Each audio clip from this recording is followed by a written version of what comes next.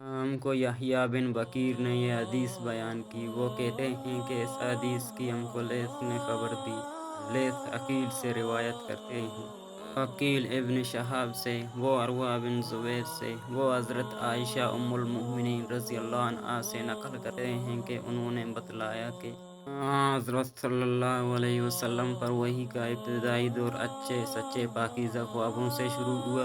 आप ख्वाब में जो कुछ देखते वो सुबह की रोशनी की तरह सहिया और सच्चा साबित होता। फिर मन जानिब कुदरत आप तन्हाई पसंद हो गए और आप सल्लल्लाहु अलैहि वसल्लम ने गार हिरा में खलवत नशीनी इख्तियार फरमाई और कई कई दिन और रात वहाँ मुसलसल इबादत और याद इलाही व ज़िक्र में मशगूल रहते।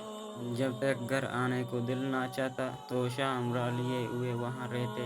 तोशा ख़त्म होने पर ही एलिया मोहतरमा हज़रत खदीजा रज़ियल्लाहु अन्हा के पास तशरीफ़ लाते और कुछ तोशा अमरा लेकर फिर वहाँ जाकर खलवत गुज़ीं हो जाते। यही तरीका जारी रहा यहाँ तक कि आप पर अक मुनकशिफ हो गया और आप गार हिराई में क़याम पज़ीर थे कि अचानक हज़रत जिब्रील अलैहिस्सलाम आपके पास हाज़िर हुए और कहने लगे कि ए मोहम्मद पढ़ो। आप फरमाते हैं कि मैंने कहा कि मैं पढ़ना नहीं जानता।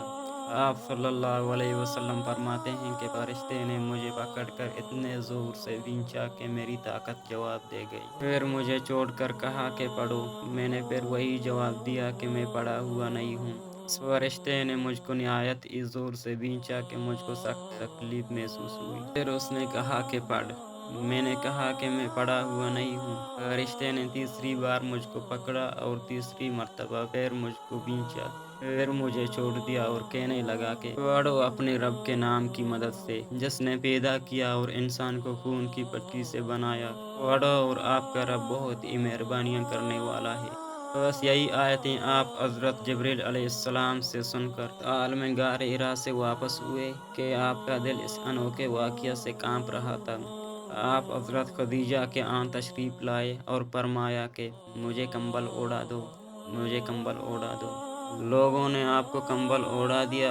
जब आपका डर जाता रहा तो आपने अपनी ज़ौजाए मोहतरमा हज़रत खदीजा रज़ियल्लाहु अन्हा को तफ़सील के साथ ये वाक़या सुनाया और फरमाने लगे कि मुझको अब अपनी जान का खौफ हो गया है। आपकी अहलिया मोहतरमा हज़रत खदीजा रज़ियल्लाहु अन्हा ने आपकी ढारस बंधाई और कहा कि आपका ख़याल सही नहीं है। खुदा की कसम आपको अल्लाह कभी रुसवा नहीं करेगा। आप तो इखलाक़ व अख़लाक़ के मालिक हैं। आप तो कम्बा परवर हैं। बेकसों का बोझ अपने सर पर रख लेते हैं। मुफ़लिसों के लिए आप कमाते हैं। मेहमान नवाज़ी में आप बेमिसाल हैं और मुश्किल वक्त में आप अम्र हक़ का साथ देते हैं। ऐसे औसाफ असना वाला इंसान यूँ बेवक्त ज़िल्लत व ख़वारी की मौत नहीं पा सकता।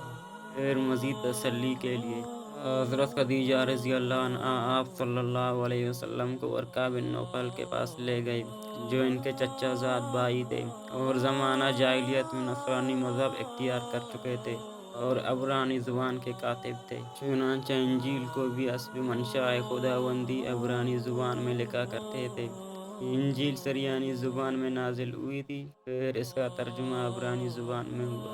वर्क़ा इसी को लिखते थे। वो बहुत बूढ़े हो गए थे, यहाँ तक कि उनकी बीनाई भी रुख़सत हो चुकी थी। हज़रत खदीजा रज़ियल्लाहु अन्हा ने उनके सामने आपके हालात बयान किए और कहा कि ए चचाज़ाद भाई, अपने भतीजे मोहम्मद सल्लल्लाहु अलैहि वसल्लम की ज़ुबानी ज़रा इनकी कैफ़ियत सुन लीजिए। वो बोले कि भतीजे आपने जो कुछ देखा है उसकी तफ़सील सुनाओ। चुनांचा आप सल्लल्लाहु अलैहि वसल्लम ने अव्वल था आखिर पूरा वाक़या सुनाया, जिसे सुनकर वर्क़ा बेख्तियार होकर बोल उठे कि ये तो वही नामूस मुअज़्ज़ज़ राज़दान फ़रिश्ता है जिसे अल्लाह ने हज़रत मूसा अलैहिस्सलाम पर वही देकर भेजा था। काश मैं आपके इस ऐद नबूवत के शुरू होने पर जवान उम्र होता। काश मैं उस वक्त तक ज़िंदा रहता जबकि आपकी कौम आपको इस शहर से निकाल देगी। रसूल करीम सल्लल्लाहु अलैहि वसल्लम ने यह सुनकर तहज्जुब से पूछा कि क्या वो लोग मुझको निकाल देंगे? हालांकि मैं तो इनमें सादिक व अमीन व मकबूल हूँ। वर्क़ा बोला, हाँ ये सब कुछ सच है, मगर जो शख्स भी आपकी तरह अम्र हक़ लेकर आया लोग उसके दुश्मन ही हो गए हैं। अगर मुझे आपकी नबूवत का वो ज़माना मिल जाए तो आपकी पूरी पूरी मदद करूँगा, مگر ورقہ کچھ دنوں کے بعد انتقال کر گئے۔ پھر کچھ عرصہ تک وحی کی آمد موقوف رہی۔